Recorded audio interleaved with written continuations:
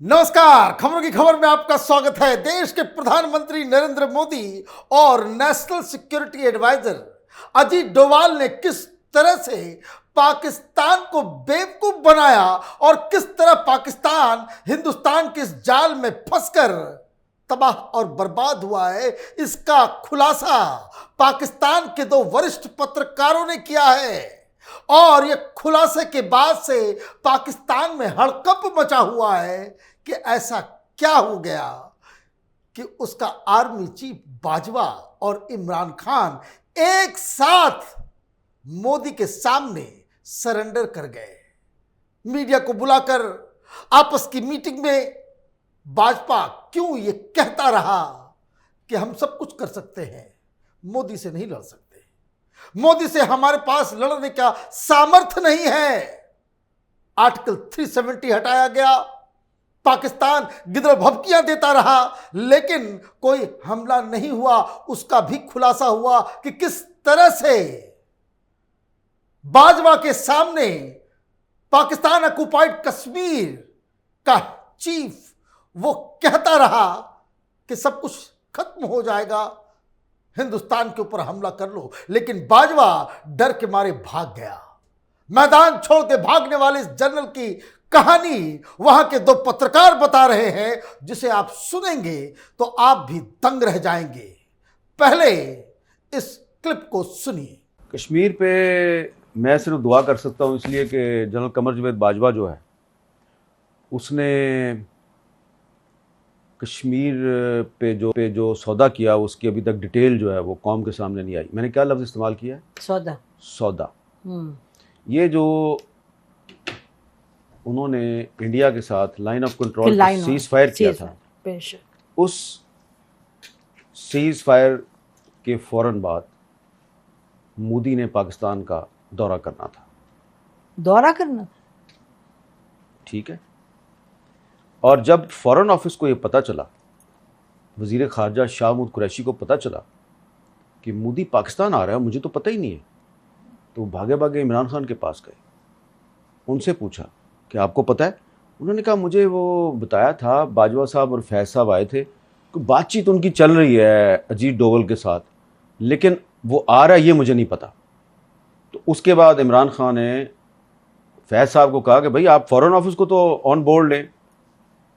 तो उसके बाद फॉरेन ऑफिस जो है उसमें बाजवा साहब आ गए अपना पूरा लॉ लश्कर लेके, उनको लेक्चर दिया कि ये वही लेक्चर था जो उन्होंने एक दफ़ा आपके और मेरे सामने भी दिया था। याद है ना क्या लेक्चर था? टैंक चलने के काबिल नहीं है, तो आप कह रहे हैं की मूवमेंट के लिए मेरे पास डीजल नहीं है, ठीक है जी, इस तरह की बातें की थी ना। नॉर्मली ऐसा आर्मी चीफ के कोर्ट मार्शल होना चाहिए। और मुझे अब कहना पड़ेगा, मैं अंदर कमरे में कहती रही हूँ, बट मुझे कहना पड़ेगा कि इस तरह नहीं होता। 20-25 सहाफियों को सामने बिठा के आप उनको कह रहे हैं कि पाकिस्तान आर्मी लड़ने के काबिल। इसका मतलब आप दुनिया को बता रहे हैं 25 सहाफी, फिर 25 सहाफियों के पास तो बात नहीं रहती इन द वर्ल्ड। उस वक्त भी हमें यकीन था, जब वो ये कह रहे थे तो मुझे उस वक्त भी यकीन था ये गलत कह रहा है, और आपने उसको कन्फ्रंट भी किया था, बल्कि आपका तो मुंह लाल हो गया था, इतने गुस्से में आ गई थी।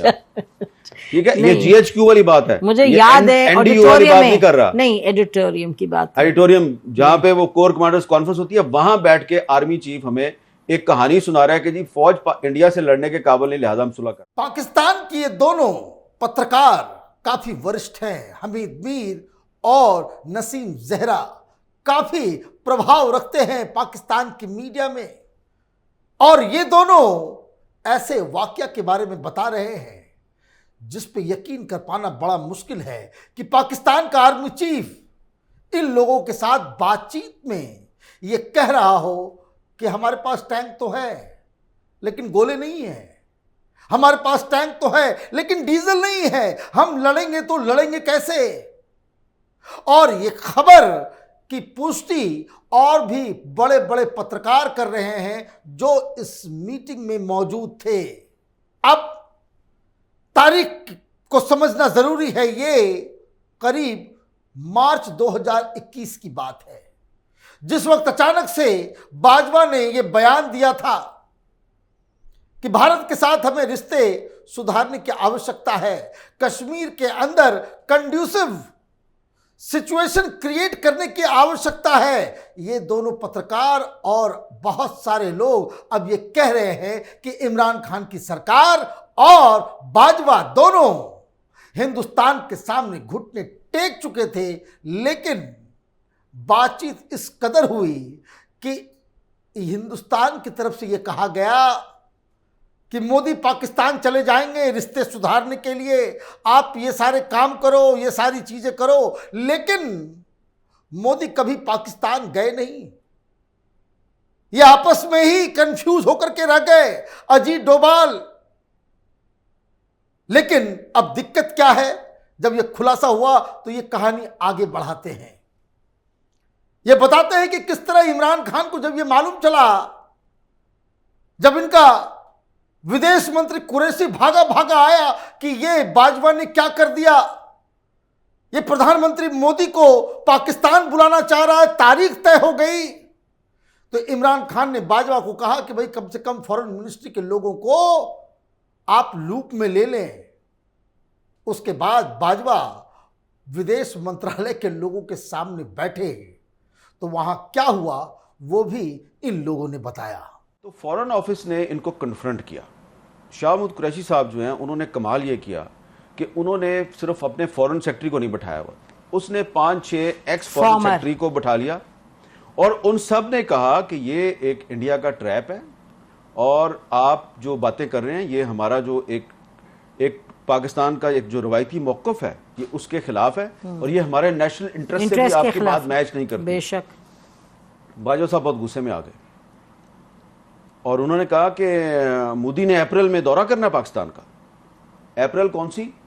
2021। यस, ठीक है जी। और ये हजम कर चुके हैं वो कश्मीर, और फिर भी जी 5 अगस्त 2019 हो चुका है, ठीक है। और बाजवा साहब जो हैं उन्होंने जनरल फैज और अजीत डोवल के जरिए मोदी का दौरा पाकिस्तान भी जो है वो उसकी डेट भी फिक्स की हुई है। हामिद मीर और नसीम ज़ेरक के खुलासे से 2-3 बातें साफ होती है। पहली चीज ये कि हिंदुस्तान अब पाकिस्तान के साथ बहुत ही दूसरे तरीके से डील कर रहा। पाकिस्तान हिंदुस्तान के ऊपर अब कोई चीज डिक्टेट नहीं कर पा रहा। पाकिस्तान को हिंदुस्तान से डर लगता है। जिस तरीके से पहले पाकिस्तान की आर्मी, पाकिस्तान की सरकार यहां की सरकारों के साथ ब्लैकमेलिंग किया करते थे, वो खत्म हो चुका है और वहां का आर्मी चीफ इतना डरा हुआ है कि वो परिस्थितियां को बदलने को भी तैयार है।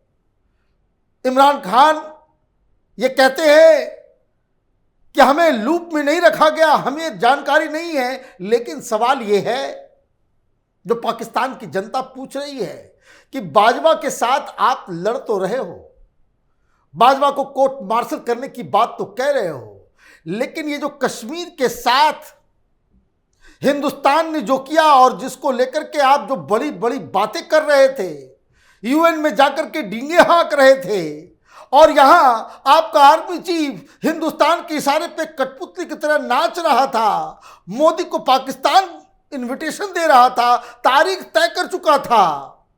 इसको लेकर इमरान खान ने कभी खुलासा क्यों नहीं किया? मतलब बाजवा के साथ ये इमरान खान भी अजीत डोभाल के चक्कर में वो फंस गया। और एक और खुलासा जो बहुत बड़ा खुलासा हुआ है इस इंटरव्यू के दौरान, वो खुलासा ये है कि बाजवा को उसके सूत्रों ने, आईएसआई के लोगों ने बता दिया था कि शायद आर्टिकल 370 हटाया जाएगा, हिंदुस्तान पूरे के पूरे कश्मीर को हड़पने वाला है। और ये जानकारी और ये खुलासा पीओके के चीफ ने लंदन में जाके नवाज शरीफ को दिया और उसके बाद बाजवा से उसकी बातचीत होती है। वो ये बाजवा से कहता है कि भाई अब हमला कर दो। बाजवा ने फिर वही कहा कि हम पाकिस्तान हैं, हम हिंदुस्तान से लड़ नहीं सकते, हमारे पास सामर्थ्य नहीं है। और एक और भी बात आपको बता दूं कि ये जो मुस्लिम लीग नून के जो प्राइम मिनिस्टर थे ना आज़ाद कश्मीर के, राजा फारूक हैदर साहब, इन्होंने लंदन जाके नवाज शरीफ को बताया जी कि ये किस तरह 5 अगस्त 2019 का मामला कैसे हुआ था, और बाजवा साहब को पहले से पता था कि इंडिया जो है वो कब्जा करने वाला है, और इन्होंने 2 दिन पहले मुझे बुलाया एक मीटिंग में और कहा कि जी ये होने वाला है, तो ऐसे कर लेते हैं, तो ऐसे। तो मैंने कहा अच्छा तो फिर आप हमला कर दें, तो उन्होंने कहा नहीं नहीं नहीं हम हमला करने के काबिल नहीं, ये वो। यानी ये आप कह रहे हैं कि राजा उनको पता फारूक था हैदर साहब जो है उन्होंने नवाज शरीफ को लंदन जाकर बताया कि उन्हें जनरल बाजवा ने बताया, ये कंफर्म्ड है कि जनरल तो बाजवा मैंने राजा फारूक हैदर साहब से कहा कि राजा साहब आए ना मेरे शो पे आके, तो आप ये बात बताएं। तो उन्होंने कहा बात तो आपकी ठीक है, लेकिन वो कहीं ऑफिशियल सीक्रेट एक्ट का मामला ना हो जाए। अब सवाल यह है कि दुश्मनी निभाने के लिए आमने सामने की लड़ाई तो आप कर नहीं सकते, तो आपने क्या किया? ये पाकिस्तान की स्ट्रेटजी का सवाल है जो हिंदुस्तान के लोगों को समझना और जानना जरूरी है। पाकिस्तान हिंदुस्तान की तबाही चाहता है, लेकिन आर्मी के स्तर पे वो लड़ना नहीं चाहता, युद्ध के मैदान में उतरना नहीं चाहता। तो उसने जो दूसरा रास्ता अपनाया है, तो वो कभी किसान आंदोलन, तो कभी खालिस्तानी, तो कभी कश्मीर, तो कभी सीए के नाम पे देश में प्रोटेस्ट के जरिए उत्पात मचाना चाहता है। यही जो पाकिस्तान की जो स्ट्रेटजी है किस तरीके से बदली है। कहाँ तो ये हिंदुस्तान से 2-2 हाथ करने के इच्छुक रहते थे, लेकिन अब इस खुलासे से यही समझ में आ रहा है कि पाकिस्तान अब अपनी सेना के जरिए नहीं, बल्कि हिंदुस्तान में पल रहे मीर जाफरों के जरिए हिंदुस्तान को नुकसान पहुंचाना चाह रहा है। यह खबर यहीं पे खत्म नहीं हो रही, क्योंकि इस पे आगे भी बड़ा बवाल होगा। हिंदुस्तान की सरकार की तरफ से भी कुछ इसका जवाब मिलेगा। हमारी नज़र इस खबर पे बनी रहेगी। आप देखते रहिए कैपिटल टीवी। हमारे वीडियोस को लाइक कीजिए, शेयर कीजिए और हमारे चैनल को सब्सक्राइब कीजिए। धन्यवाद।